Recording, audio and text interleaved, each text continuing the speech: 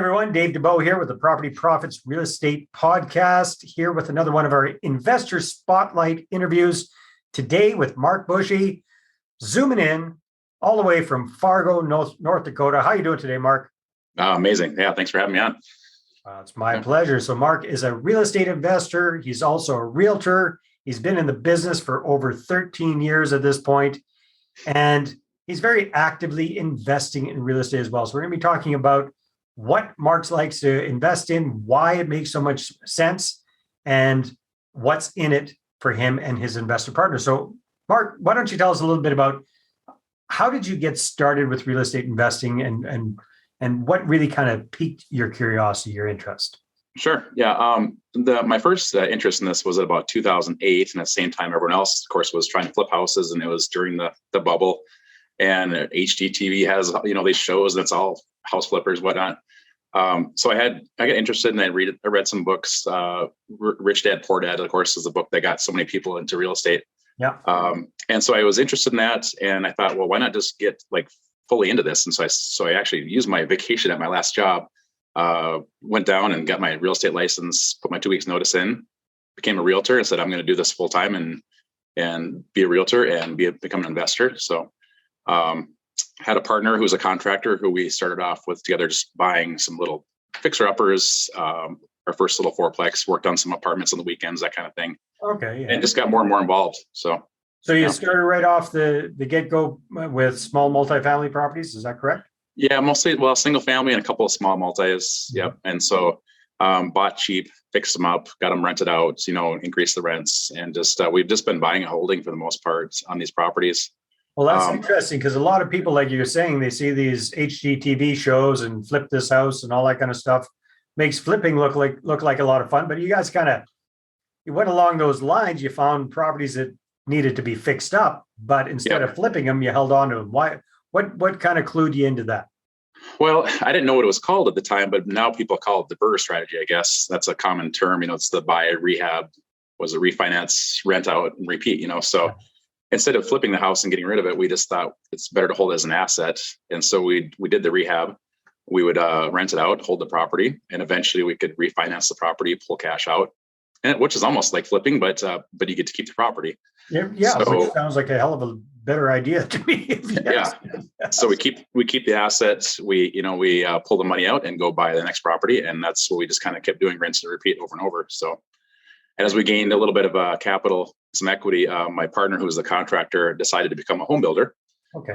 And we took on a third partner and we started building some twin homes, some townhomes for rentals. And that was a great investment there for us. And then just kind of went from there. We've gone to some other multifamily, and now our biggest thing is storage units. So self-storage facilities. Correct. Very cool. So what kind of, it's interesting to see your transition, your growth as an investor. So you saw the TV shows, you took massive action, jumped full bore into this as a full-time profession. That's pretty smart, doing it both ways, as a realtor and as an active investor. What have been some of the big benefits for you by being involved from both sides of the table that way? Yeah. So my idea was, the first company I joined, the first brokerage I joined, was a company in town where I'm at in Fargo here that does kind of a little bit of everything. They did home sales, commercial, residential. They do investments, rental, property management, construction, land development, the whole thing. So my idea was to get into an office where there's experts all around me. And so anything I wanted to learn or had questions about, I could literally down the hall, I could just go talk to an expert in the region. Yeah. And so I also got into land development quite a bit. I was doing sales and working for the largest developer for residential development in the region here as well.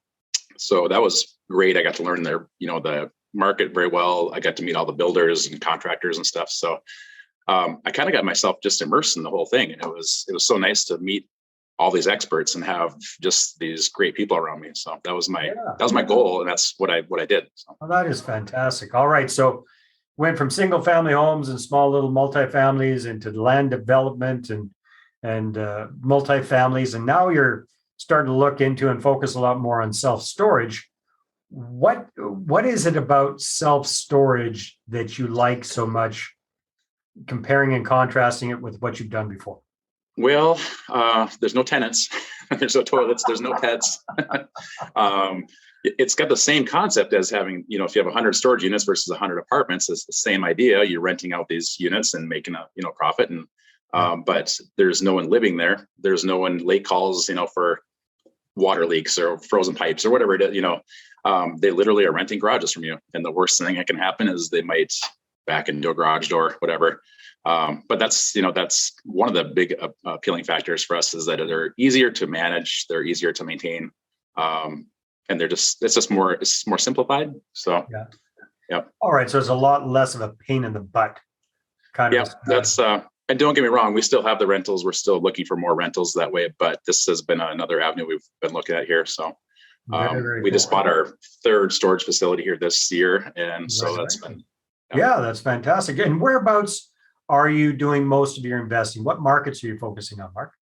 So I'm in Fargo, North Dakota. So we're on the eastern side of the state of North Dakota and the western border of Minnesota. I do focus mostly in the area I live, but we do have a few investments outside of town. So, but still it's within a couple hours at most of distance right now. So we are looking at some.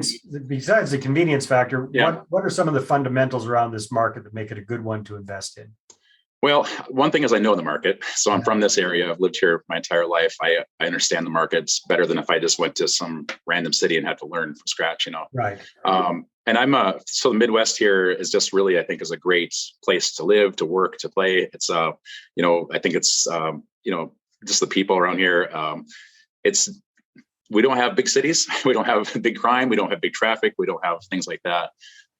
Stable economy, even through like the big recession we had in 2009 and 10, this region rode it out fine. In fact, we excelled. It was, we never had high unemployment. We never had a bad housing crash. So it's just been very stable. And that's very appealing to me as well. Sometimes, steady Eddie wins the race, right? I mean, that's. Yeah, I don't like the big swings. I like the steady. It's kind of funny because I just started dabbling a bit in crypto, and it's so funny to watch this because these crypto coins just all over. But it's kind of scary, but I like the stable income. Yeah. Yeah, no, that makes a lot of sense. Well, let's go back a little bit and talking about self-storage because I find that asset class absolutely fascinating. So besides the convenience factor and the lack of, relatively speaking, of headaches, dealing with tenants and toilets and all those kind of things that you get to do with multifamily investments, what are some of the big benefits for you and some of your partners when you invest in a storage facility? What are the pros on this? It has some of the same benefits as buying larger multifamily as well. What would those be for people that aren't familiar with that? Well, just having, first of all, is a central location. I'd rather have an apartment building or a storage unit facility all in one location that's easy to manage versus having houses. 15 different little single family homes all over the place. Got it. And from a property management standpoint, it just simplifies everything, having one central location. I've kind of transferred over most of my property management to other people now. I don't really do much personally, and it's not always easy to find property managers that want to have 10, 15, 20, 30 houses all over town. Right. It's so much easier to have just one site like that. So that's a central location is a big bonus there. Mm-hmm. And just the numbers game, so it's easier to buy one facility or one apartment building than it is to buy a whole bunch of houses and find a whole bunch of deals. So it's just finding that one deal, one facility at a time, and versus having to, hunt and peck for little deals everywhere. So. And now storage versus apartments, for example, we've got the convenience factor there as well. What else is another big benefit for that versus other kinds of real estate, would you say? Well, I don't know if it's any better than it's just the fact that I think it's always going to be there. People are downsizing a lot in your personal homes and stuff, but they still need places to store things. And I don't think that's going to go away anytime soon. Especially it seems like with younger people, millennials, that kind of thing.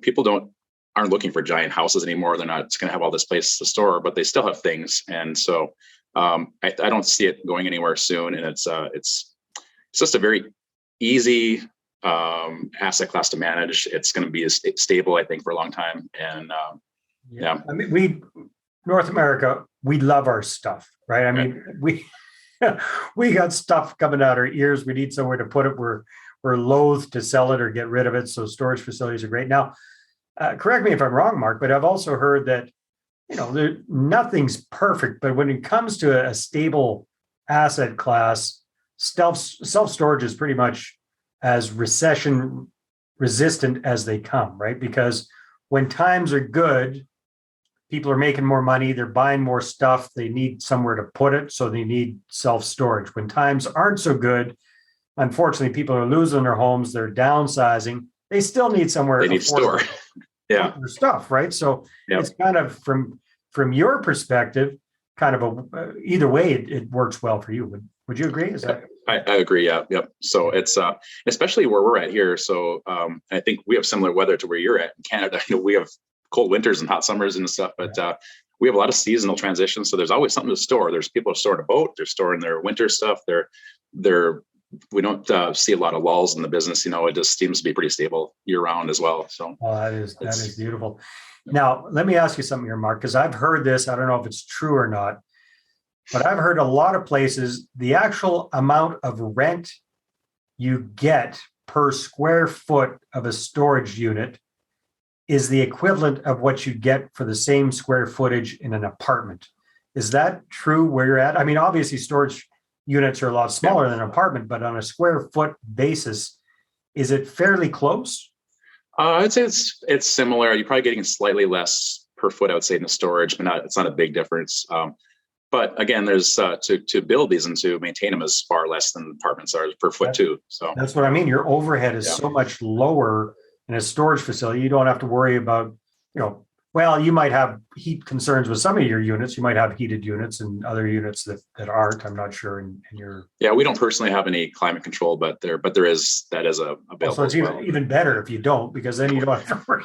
We don't have water bills. We don't have any gas bills. Nothing. Our maintenance and utilities are, electricity for lighting. Got snow removal in the winter. You got to take care of the lot in the summer. That's about not much to it. So it's a much, much simpler business model. That is fascinating. All right. Now, Robert Kiyosaki, you talked about, you read the book, Rich Dad, Poor Dad. That was one of the things that kind of got you going. He also has this concept of what he calls your unfair advantage, where he says all of us have some sort of an unfair advantage at, what we focus on, real estate investing. So besides the fact that we're darn good looking and modest, what would you say is your unfair advantage when it comes to real estate investing, Mark? Well, I think just the approach I took with immersing myself fully into this whole thing. I didn't, like I said, I quit my job. I said I'm going to become a full-time realtor and I'm going to learn from the experts. And so I just immersed myself in this whole thing here. The other thing for me personally is that I've lived in this area my entire life. And so I really know this region. I've gotten to know investors, just different people in the region here and the market itself. So I would say that would be a definite advantage for me, especially I meet a lot of people coming to the area. Just met an amazing gentleman here this last week. He's property manager for some nice new apartments. Doesn't know a soul. And I know, and I'm going to introduce this guy to everywhere and around here. And it's just nice having that. That is an advantage for me, is having the network and the knowledge base in my region. Most definitely. And you're born and raised in the area that you're investing in. Yeah, you definitely got the insider perspective for more ways than one there. Now, Mark, here's a question I got for you. Do you think that real estate investing is a good choice for everyone? I can't see where you can go wrong with it, to be honest with you. There's so much to it as far as like all the income itself. There's the wealth building aspect of, your asset is appreciating ideally, someone's paying off your mortgage. You're leveraging money, you're leveraging time. Is it for everyone to be directly involved in it?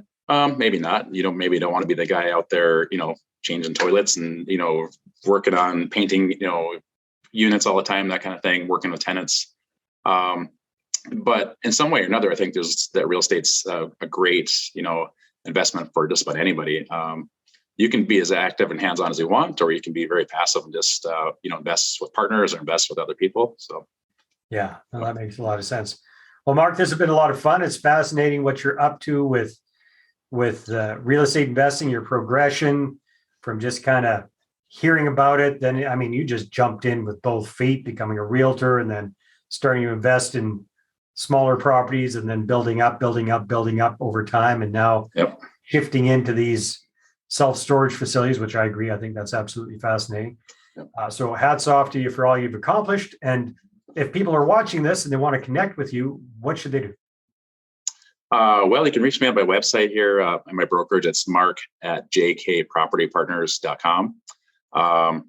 Email, you can just email me at marcbushee@gmail.com. Phone number, 701-793-8543. I'm always available to meet, coffee, lunch, whatever. I'd love to network. I try to plan something almost every single day just to meet new people. So I'm always available. I can talk real estate too much. We'll sit and talk forever. So it's fun though. It's just fun to meet new people and just talk about this stuff. So yeah, you're definitely very passionate about it. Well, Marc, thank you very much. I appreciate Thank you. Appreciate it. Show. Yeah.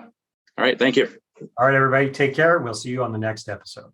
Well, hey there. Thanks for tuning into the Property Profits Podcast. If you like this episode, that's great. Please go ahead and subscribe on iTunes. Give us a good review. That'd be awesome. I appreciate that. And if you're looking to attract investors and raise capital for your deals, then I'm going to invite you to get a complimentary copy of my newest book, right back there. There it is. The Money Partner Formula. You can get a PDF version at investorattractionbook.com. Again, investorattractionbook.com. Take care.